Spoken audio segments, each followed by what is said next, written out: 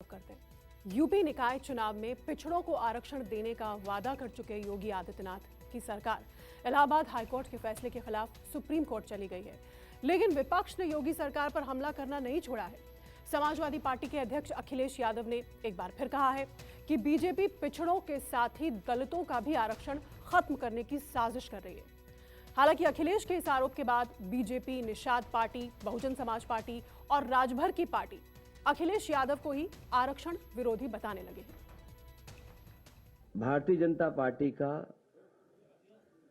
पिछड़ों के प्रति व्यवहार हमेशा सौतेला रहा है। ये पहली बार ऐसा नहीं हो रहा है। भारतीय जनता पार्टी का समय समय पर पिछड़ों के प्रति, दलितों के प्रति हमेशा सौतेला व्यवहार रहा है, बल्कि बाबा साहब द्वारा पिछड़े और शोषित समाज को मिले अधिकारों को छीनने का षड्यंत्र चल रहा है। निकाय चुनाव पर हाईकोर्ट के फैसले के साथ ही उत्तर प्रदेश में पिछड़ों की रहनुमाई पर रार छिड़ गई है। विपक्ष योगी सरकार पर पिछड़ों की हकमारी का आरोप लगा रहा है, तो योगी सरकार भी पिछड़ों के साथ दिखने की खातिर सुप्रीम कोर्ट की चौखट पर पहुंच गई है। लेकिन अखिलेश यादव की माने तो बीजेपी साजिश के तहत पिछड़े दलितों का आरक्षण खत्म करना चाहती है। ओबीसी दलित उनका आरक्षण छीन करके उनकी आने वाली नस्लों को हजारों साल पीछे धकेलने का भी षड्यंत्र और साजिश सरकार कर रही है।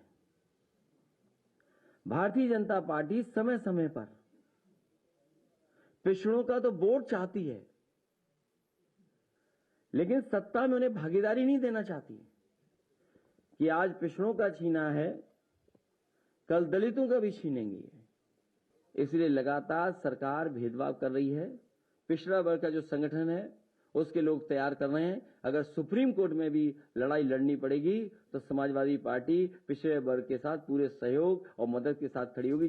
पिछड़ों को आरक्षण के मुद्दे पर अखिलेश यादव ने आर पार की जंग छेड़ दी है। पिछले 24 घंटे के अंदर दूसरी बार मीडिया के सामने आए अखिलेश यादव ने ओबीसी आरक्षण के मुद्दे पर विधानसभा का सत्र बुलाने की मांग कर दी है, तो लगे हाथ जातीय जनगणना के जिन्न को भी सियासी बोतल से बाहर निकाल दिया है। लेकिन बीजेपी और उसकी सहयोगी पार्टियां अखिलेश यादव को ही पिछड़ा विरोधी बताने पर तुली हुई हैं। मैं सरकार से कहूंगा कि सदन बुला करके उन्हें बहस करनी चाहिए। जब उनकी नीयत साफ है तो सदन बुलाएं और सदन में अपनी जो पक्ष है वो पूरा का पूरा साफ रखें।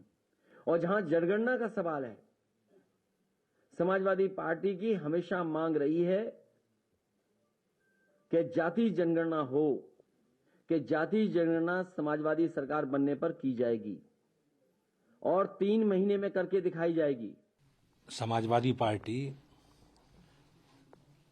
पिछड़ों का नाम लेकर राजनीति करती रही, लेकिन आप उनका इतिहास देखोगे तो उनकी पार्टी पिछड़ा विरोधी है और उन्होंने केवल एक बिरादरी के लिए और बिरादरी में भी एक परिवार के लिए उन्होंने काम किया है। आज के दिन में अगर कोर्ट ने टिप्पणी किया है तो मैं उस पर सम्मान भी करता हूं कोर्ट के आर्डर का, लेकिन पहले हम अपनी सरकार को धन्यवाद दूंगा कि इतनी तत्पर पिछड़ी जातियों के साथ खड़ा रहना हमारे आज के दिन में। विपक्षियों के मुंह पर ये ताला है एक तरीके से कि जो कहते थे कि पिछड़ों के हक नहीं है, पिछड़ों के लिए भाजपा नहीं है। जिस बात की पुष्टि सरकार ने भी स्वीकार किया, हम भी स्वीकार कर रहे हैं, सभी लोग इस बात को स्वीकार कर रहे हैं कि नहीं, आरक्षण में जो पिछड़ों का आरक्षण है उसमें गड़बड़ी हुई है और उसको जब तक सरकार जो आयोग गठित किया है, सरकार भी कह रही है कि हम आरक्षण दे करके ही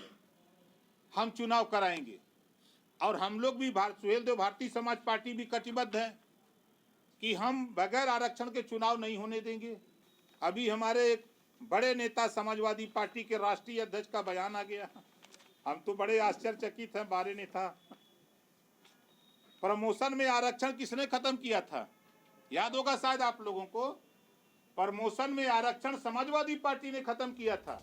उत्तर प्रदेश निकाय चुनाव में हाईकोर्ट की तरफ से ओबीसी आरक्षण को रद्द कर चुनाव कराने के आदेश के बाद से ही समाजवादी पार्टी समेत दूसरी विपक्षी पार्टियों के नेता बीजेपी पर हमलावर हैं। हालांकि योगी सरकार ने हाईकोर्ट के फैसले के बाद पिछड़ों को आरक्षण दिलाने के लिए एक आयोग का भी गठन कर दिया है। सीएम योगी आदित्यनाथ खुद भी ये कह चुके हैं कि ओबीसी को आरक्षण दिए बगैर निकाय चुनाव नहीं होगा और अब उत्तर प्रदेश सरकार ने हाईकोर्ट के फैसले के खिलाफ सुप्रीम कोर्ट में एसएलपी यानी विशेष अनुज्ञा याचिका भी दाखिल कर दी है, जिस पर 1 जनवरी से बहस भी शुरू हो जाएगी। अशोक तिवारी, लखनऊ, न्यूज़ 24।